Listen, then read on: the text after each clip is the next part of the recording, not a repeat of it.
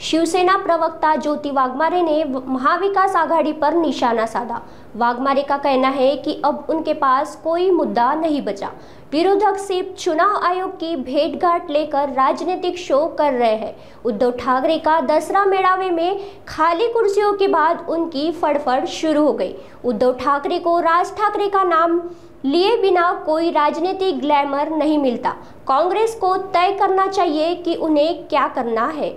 आज महाविकास आघाडीचे सगळे नेते निवडणूक आयोगाच्या अधिकाऱ्यांना भेटायला गेलेत। हा फक्त एक पॉलिटिकल इव्हेंट आहे। महाविकास आघाडीच्या नेत्यांच्याकडे ना आता कुठले मुद्दे राहिले, ना आता त्यांच्या पाठीमागे कार्यकर्ते राहिले आणि त्यामुळे कुठेतरी आपल्या पक्षाचं अस्तित्व दाखवून देण्यासाठी असे राजकीय इव्हेंट करण्याशिवाय त्यांना दुसरा कोणताही पर्याय उरलेला नाहीये।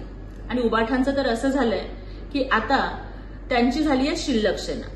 त्यांच्या दसरा मेळाव्यामध्ये सुद्धा होत्या फक्त रिकाम्या खुर्च्या। त्यांच्यासोबत उरले नाहीत 5-10 सुद्धा कार्यकर्ते आणि त्यामुळेच राजसाहेबांचं नाव सोबत घेतल्याशिवाय आता त्यांना पॉलिटिकल ग्लॅमरच मिळत नाहीये आणि त्यामुळं ही शेवटची फडफड त्यांची चाललेली आहे। त्यांचं हे जे काही चाललंय ही जनतेसाठीची धडपड नाहीये, तर दिवा विझतानाची शेवटची फडफड आहे। त्यामुळे महाराष्ट्राची जनता अशा नौटंकीला बोलणार नाही आणि काँग्रेसने सुद्धा एकदा काही ते ठरवून टाकावं।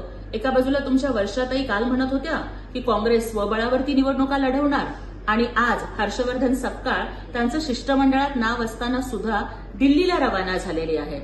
म्हणजेच महाविकास आघाडीमध्ये वरून जरी आलबेल दिसत असलं ना तरी आत सगळं ठीक नाही।